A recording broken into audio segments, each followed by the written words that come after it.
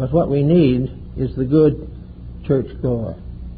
What we need is to realize that then finally the most perfect church of all is the human heart. For it is here that the individual, at least sentimentally, comes into contact with the realities of himself.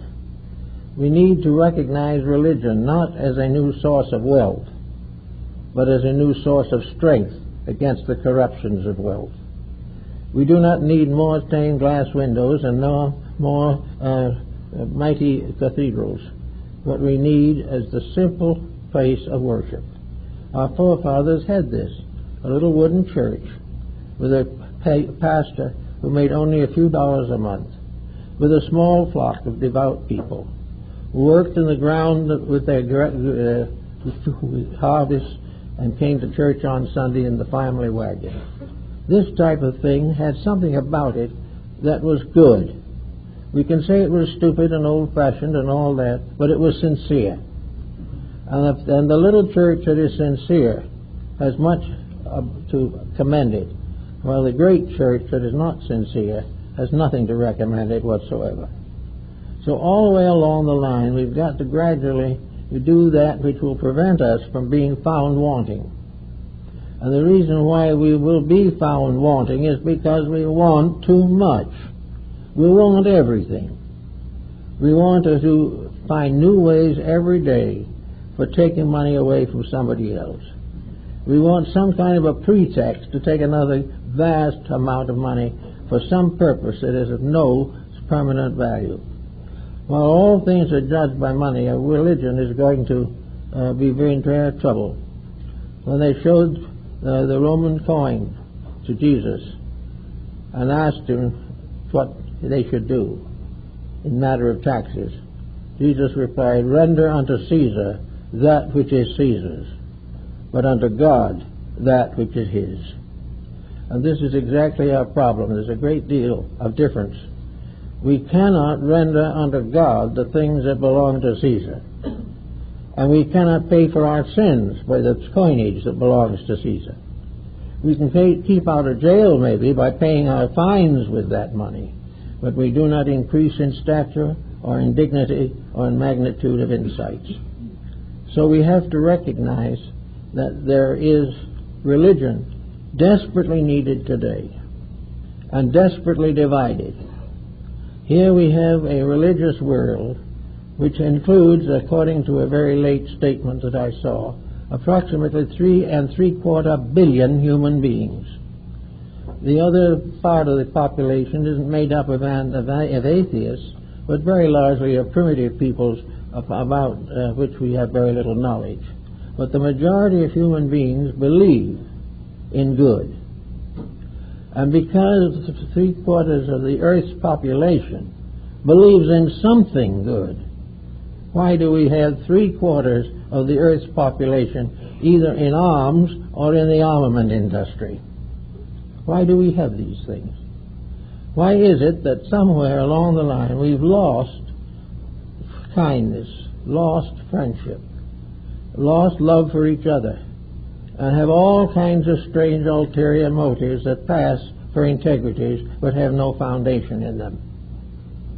So when we are weighed in the balance, and the people are beginning to see some funny writing on the wall, and they're not quite sure what it is, but there's always a possibility that a new message is being put there.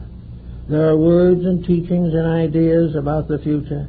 Some are very beautiful, some are fearful, and very few are really essentially materialistic today.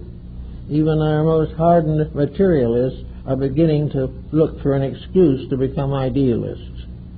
And they can find it if they want it.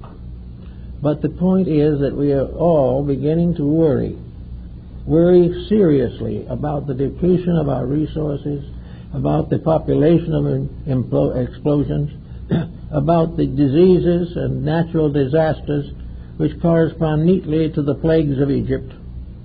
And we find that all these things have been repeated time and time again. The sands of the desert have buried more civilizations than we'll ever know. And unless we want to be part of that which is wiped out by our own cupidity and stupidity, we're going to have to change our ways. We're going to have to begin to live the things we claim to believe. We're all trying to do something about it.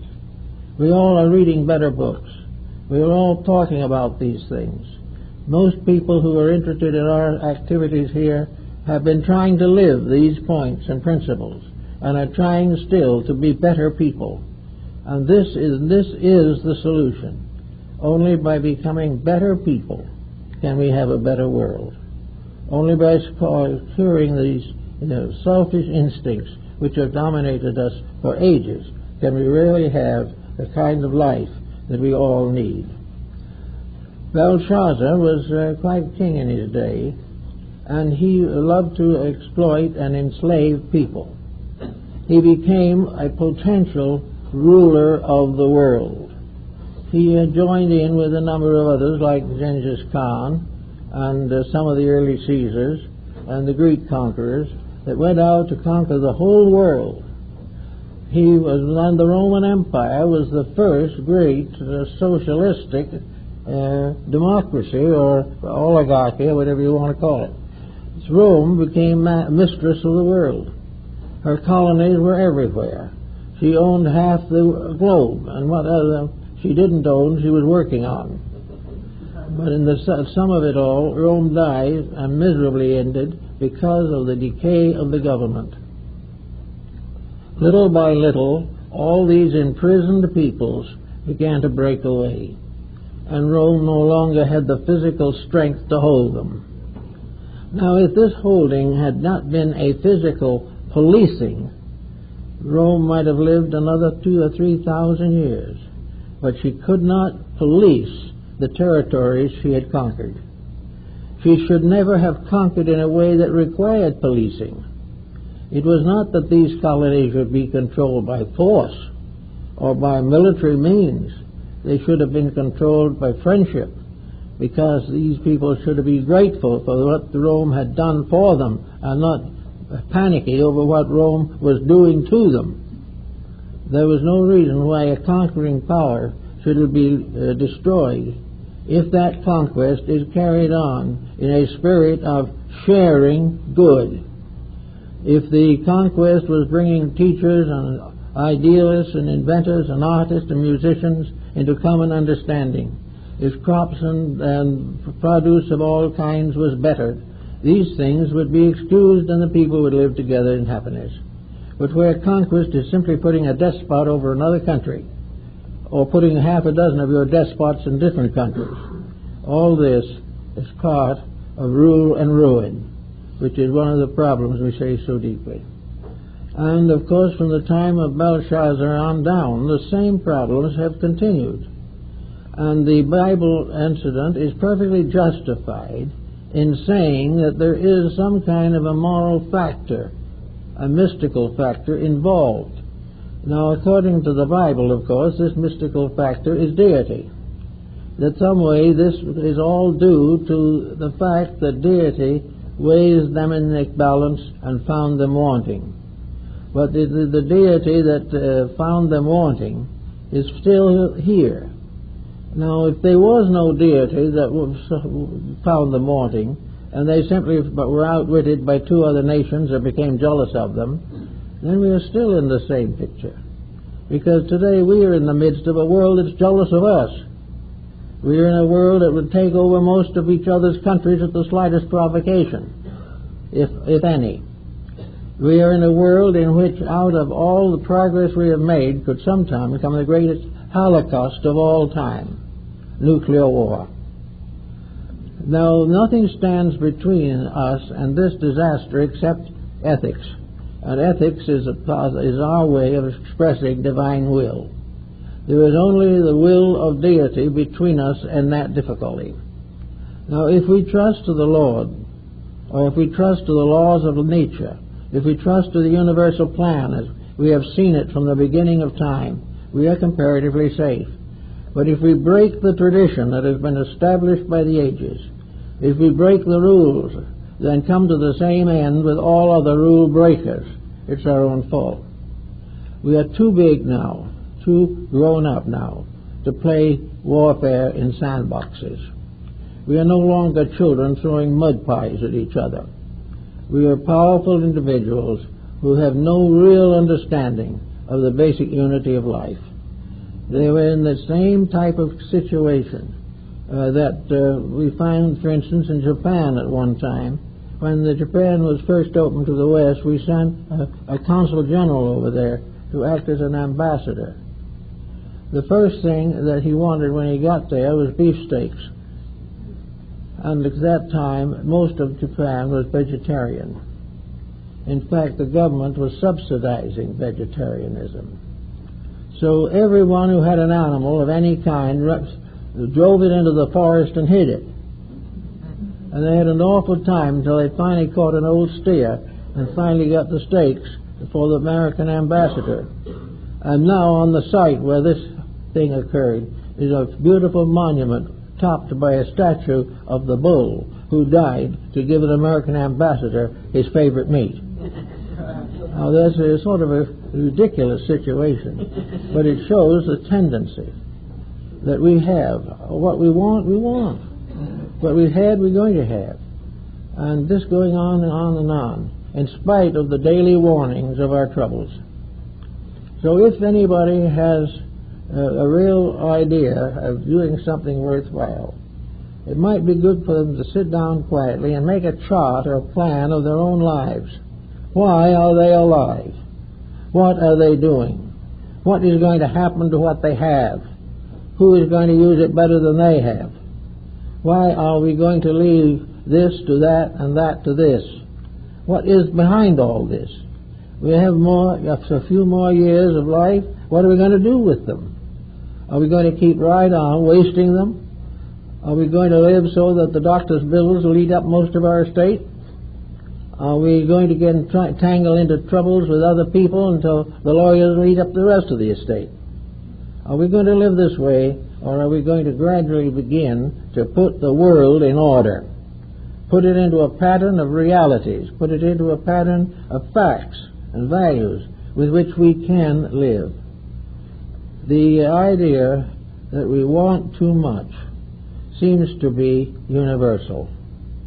And money becomes the only answer to that. Well, it's all right if people want what they can get, I guess, but they shouldn't want what is unreasonable. They get nothing out of it. I have read recently several accounts of some of our very wealthy theatrical people. When I mean wealthy, I mean who have fortunes up into the hundreds of millions. Not one of these people is happy. Not one of them has many real friends. Not one of them knows what to do with the money. And most of it will probably ultimately be doled out as alimonies. Nobody seems to know what they're going to do with this great wealth. They can only sleep in one bed. They can only live in one house. So they get a summer house, a yacht, and a winter house, and loan it to their friends because they never go there. Or they go up to Las Vegas and are relieved of some of their spare cash. These are the things that people struggle and die for, to get that bank account. And they don't know what to do with it after they get it. It doesn't do them anything in the term of happiness. They're just as miserable as the poor, in fact more miserable. And many of them are sitting up all night with their lawyers trying to figure out how to balance their taxes. And so this is the desirable thing. This is the thing that lifts people above all competition in life. The simple life is still the best. The simple life of the individual who has what he needs, a reasonable amount of luxury, but not enough wealth to destroy the next 3 generations of his own family. If he has too much money, his children will suffer. And if that goes on, their children will suffer. And wealth is the root of indolence and waste. And this planet is too much now depleted by waste to continue indefinitely in this way. So religion, it seems to me, should include not only a love of God and a love of our fellow man, but a determination to protect our world from corruption as far as we can do so, to prevent waste, to prevent the misuse of natural resources, and to put the conservation of resources and energies as a primary part of our faith, not as something that has to be worked out by our politicians in Washington or in some state capital. Religion should mean that a world in which we are enriching values. A really religious people will always be a people protecting the sacred things of life, protecting love and friendship and faith and kindness and compassion. These are the things that enrich life. The other things, material and otherwise, really in the end impoverish life. We need to have the closeness that comes from a simple sympathy for each other, a kind of relationship by which we will not, in any way that we can prevent, injure any other person, so that we can begin to live with some of these things. And by living this way, we will fulfill part of this Bible story that we are so much concerned with. The siege of Troy is a story of a twofold world locked in conquest over a vanity. The great wars of the ancients were fought for power and glory and wealth. The great wars of the Middle Ages were fought for physical power or clerical power. The great crusades were the same thing we see coming back today in the problem of Islam and Christianity. Back in the Crusades, the Christians lost the war. They could not regain Jerusalem, which remained in the hands of the infidel. But when it was all over and the crusade ceased, the infidel voluntarily opened the roads of pilgrimage so that the followers of Christians could visit their holy city in perfect safety whenever they wanted to. But they weren't going to have it taken away from them by force. Suleiman the Magnificent had as a master, it is said, Rabbi Maimonides, one of the greatest of the Jewish scholars. So little by little, we are going to have to take care of this. We have two militant creeds now, and Muslimism and Christianity are dangerous loggerheads. The other faiths are more or less quiet, but they're still very, very strong. Small groups like the Sikhs are beginning to give great trouble. Everywhere, the problem of religion is taking on a militant atmosphere. And this we do not want. This should be stopped immediately. But it will never stop as long as we call anyone who disagrees with us in theology a heathen. This is something that we have no right to do, because we have no right to believe that the individual with the right heart and the right mind cannot just see as far into the truth of things as the members of our own denominations. It is all a matter of beginning to realize that if we don't live together, we're going to leave a barren world, perhaps to the animals or the insects. We don't know. But we cannot keep it going this way. And religions still aren't on speaking terms with each other. Each one has its own infallibility. And we have 100 new sects that have arisen in the last 10 years, each of which is the only one that is perfect. So all these things gather again. The same things, taking on new clothes with the same ideas in every case, going on and on and on. This we've got to get out of our systems. If we can't change other people, at least we can begin to temper our own attitudes on these things. And if even a small fragment of society really changes its way of life, that change can be developed into a world movement. The very tools that we want to get rid of can be used to help us to get rid of them, because we can prove conclusively to anyone that a good piece of merchandise at a proper price is better for all concerned than a poor piece at a high price. We have accepted the high price because it's part of a great competitive era. But gradually we are waking up to the fact that competition is nothing but generalized selfishness. It is not a virtue, and the proceeds of it have no blessing before man or deity. So all these things come up and we work. But it's nice to realize how the Bible has anticipated them and then given this power that makes things work into a pattern, makes this power God. The God that wrote in living fire the tablets of the law on the crest of Sinai. This deity was not visible to Moses, but Moses is supposed to have been a lawgiver, and he seems to have been wise in the wisdom of the Egyptians and other strange people of the past. Whatever it is, he touched the Phoenician and the Chaldean and the Babylonian and the Assyrian foundations of knowledge. Then someone said, well, what was this handwriting on the wall? Nobody could read it. Well, there was a man by the name of Garrett, who was the astronomer, Gaffarel, who was the astronomer of Cardinal Richelieu. And he wrote a little book called Unheard of Curiosities. And he had an answer for that question, which might not be the only one, it might not be the real one, but it is certainly an interesting one. He says that the whole concept was based on the Hebrew alphabet. In other words, the constellations are the consonants, constellations in the heavens, are the consonants or Hebrew consonant letters.